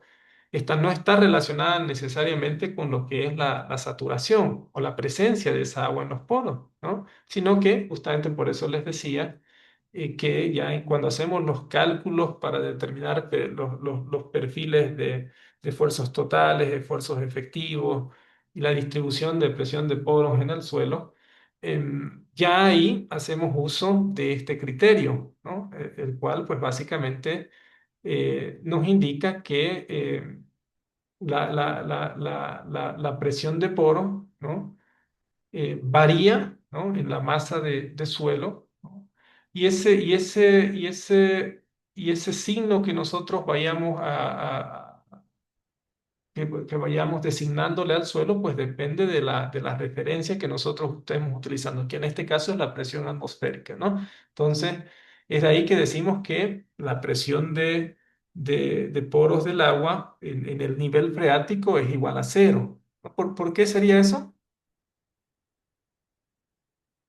A ver, ya lo definimos al inicio, no tardemos tanto.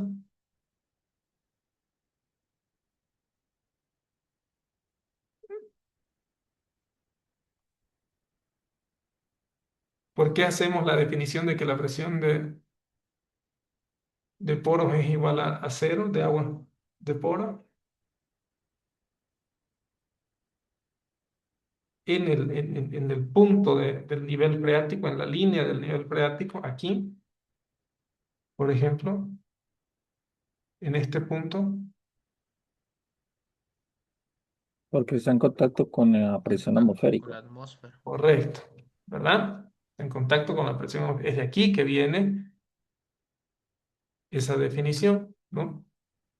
Mientras que, bueno, si estamos dependiendo dónde estemos con relación a esa referencia, pues vamos a tener una variación en el signo, por ejemplo, de lo que es la presión de poro, ¿no? Y este ejemplo nos permite explicar mejor esto, ¿no? Cuando estamos por encima del nivel freático, nosotros podemos calcular esta presión de poro con un signo negativo, ¿no? El cual esa presión de poros, por ejemplo, en este punto va a ser igual al peso específico del agua por la altura, pero con un signo negativo, ¿no? ¿Y eso por qué? Porque estamos por encima del nivel freático, ¿no? Mientras que En el otro caso, si cogiéramos un punto por debajo del nivel freático, en este caso tenemos o el cálculo de la presión de poros es igual al peso específico del agua por la altura, y en este caso con un signo positivo, ¿no? Esa convención, digamos, de signos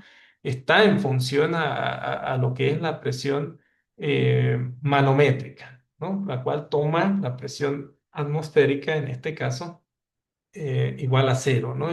Justo en el nivel freático, ¿no? Entonces, em, aquí debemos tener claro que la presión negativa se define respecto a la atmósfera y puede medirse con un tensiómetro, ¿no? Entonces, tomemos simplemente para redondear el ejemplo, ¿no? Perdón, aquí me estaba olvidando. Entonces, em, si nosotros, digamos, lleváramos ese cálculo en términos de presión del agua, en este caso absoluta y atmosférica, pues esta aplicación de esta sencilla ecuación nos permite comprender un poco mejor lo que acabamos de definir, ¿no? Y en ese sentido, tomemos este ejemplo, ¿no? En el cual, de igual forma, similar al anterior, tenemos las diferentes dimensiones, digamos, de interés, ¿no? En este caso, el nivel freático y este punto 2 metros encima del nivel freático, y en este caso 3 metros por debajo del nivel freático,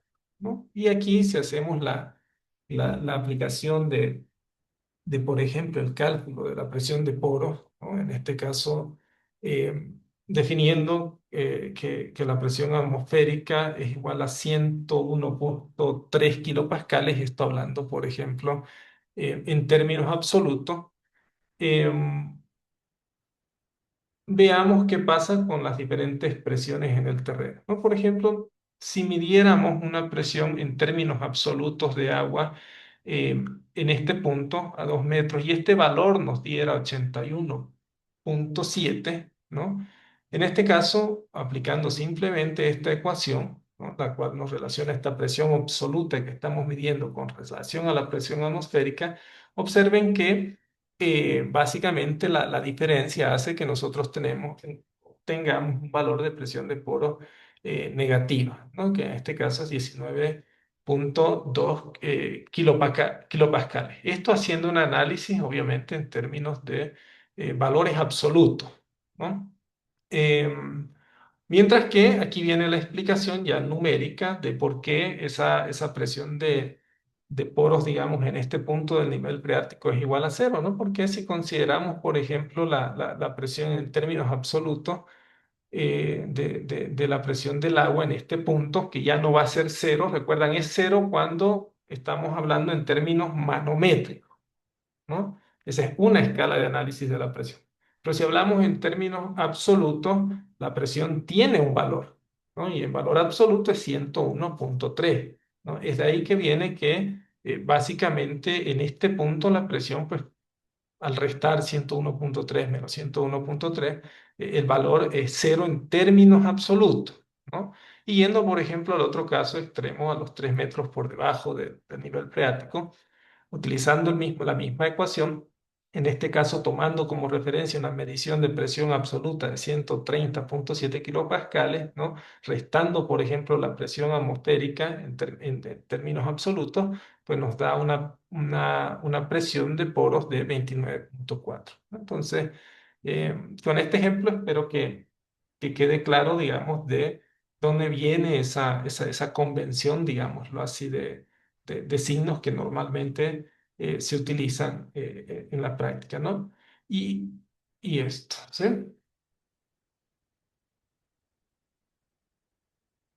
Entonces, esta lámina lo que nos muestra es que la interacción, digamos, entre la atmósfera y el suelo, pues modifica también lo que es el comportamiento de la succión en profundidad, ¿no? En este caso, este gráfico nos muestra, bueno, este gráfico también los traje de las clases del profesor Fernando Mariño, porque es un ejemplo interesante, ¿no? En el cual muestra justamente esa interacción del suelo con la atmósfera, y define, bueno, tres tipos, digamos, de curvas que representan la modificación de la succión del suelo, ¿no? En un primer caso, es importante analizar esta recta, la cual está relacionada, digamos, a una condición, pongámoslo, sin lluvia, sin evaporación, ¿no? En la cual el agua esté en reposo, ¿no? Y lo que se espera es que se tenga este comportamiento, ¿no? En el cual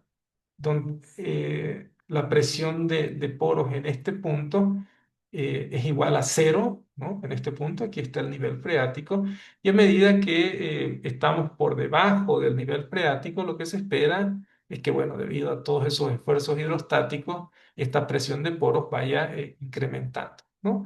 Pero si analizamos en el otro caso, por encima del nivel freático, estas presiones de poro empiezan a ser ya en este caso negativas, ¿no? Y se van en este sentido con una misma tendencia, ¿no? Ese es un comportamiento, digámoslo así, eh, de cómo puede variar el perfil de la succión en un terreno que, vuelvo a repetir, se encuentra en equilibrio, ¿no? No hay ingreso de agua, no hay salida de agua, ¿no? Entonces, este es el comportamiento, digamos, esperado, ¿no?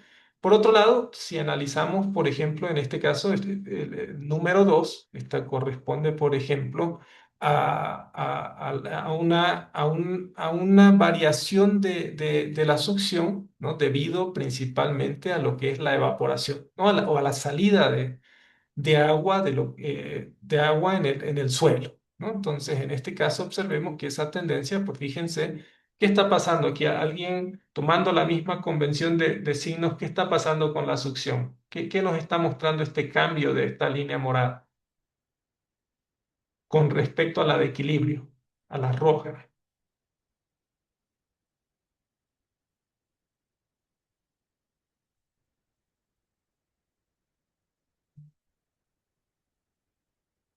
¿Qué creen que está pasando ahí con la succión? ¿Está aumentando? ¿Está disminuyendo?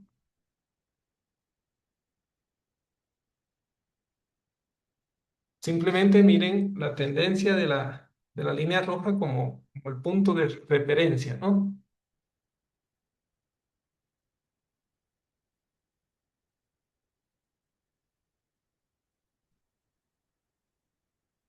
Si decimos que el agua se está evaporando ahí, o sea, estamos perdiendo agua en ese perfil, en términos de succión, ¿qué creen que está pasando?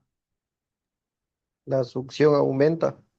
La succión aumenta, ¿no? Y por el otro lado, por ejemplo, observemos la curva verde, que en este caso representa a la variación de la succión en el perfil del suelo, pero en este caso relacionado con la infiltración de agua, ¿no? En este caso, ¿qué ocurre? Disminuye la succión. Disminuye la succión. No podría ocurrir lo mismo, ¿verdad? Si estamos definiendo una referencia de equilibrio que es la roja y la morada estamos diciendo está yendo a la izquierda. Entonces estamos diciendo está perdiendo agua el suelo por la evaporación. Por tanto, ustedes dijeron que ahí la succión está incrementando, ¿verdad? Eso era, ¿no? Ahora, ¿qué está pasando con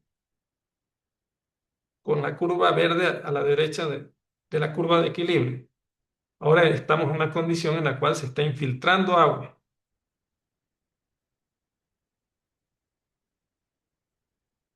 ¿Qué dijo el último ingeniero? Perdón, ¿cuál fue su respuesta? La Está succión disminuye. disminuyendo, Inge. La succión es correcta la respuesta. Ahí sí se me olvidó, ¿no? Entonces, en este caso, pues fíjense, producto de la infiltración, lo que ocurre con ese comportamiento de la succión en el terreno es que empieza a disminuir. Si alguien tendría que explicar por qué está disminuyendo, tienen ahora todos los conceptos para dar una buena idea.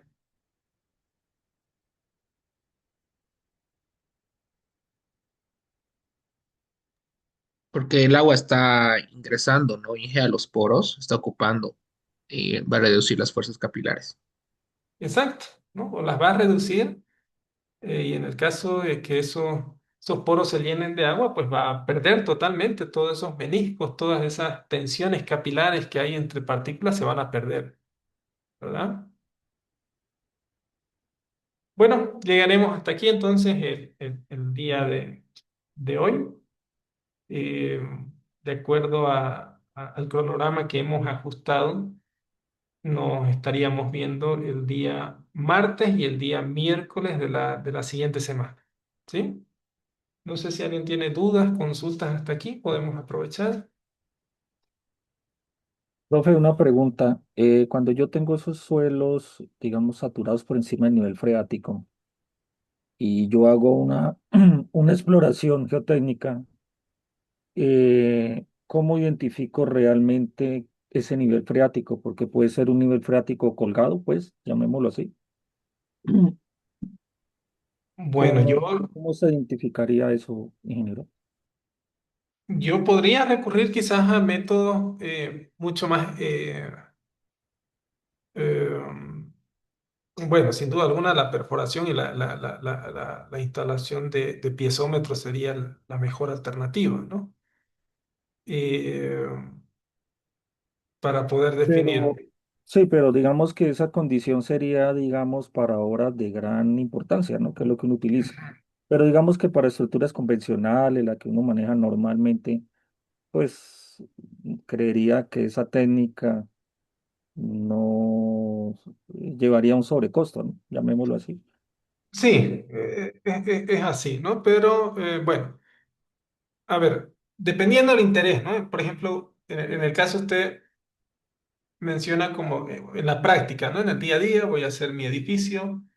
En el caso del SPT, por ejemplo, cuando uno ya realiza las mediciones del SPT, desde un punto de vista práctico, como usted lo menciona, ya el SPT está midiendo, digamos, esas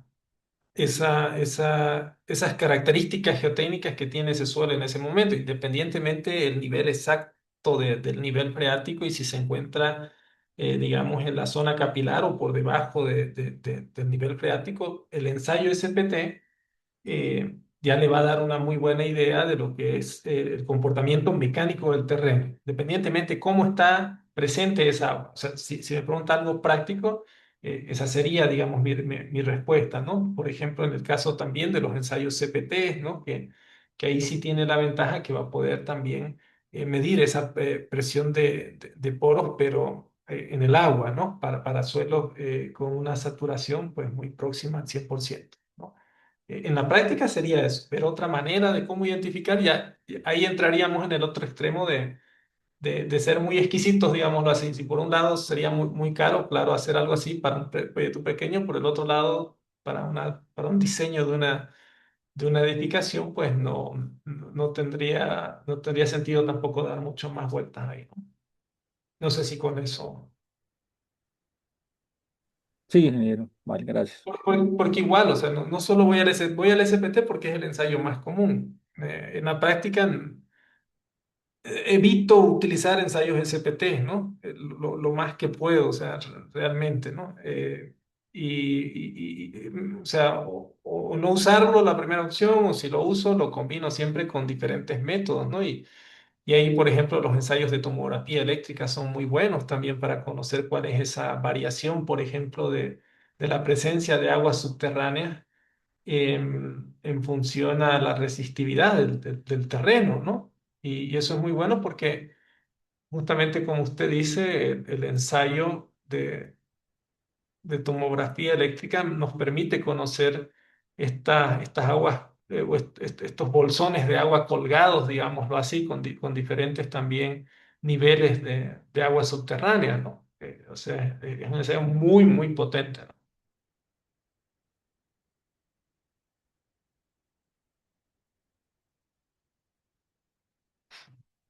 ¿Alguna otra duda, alguna otra consulta?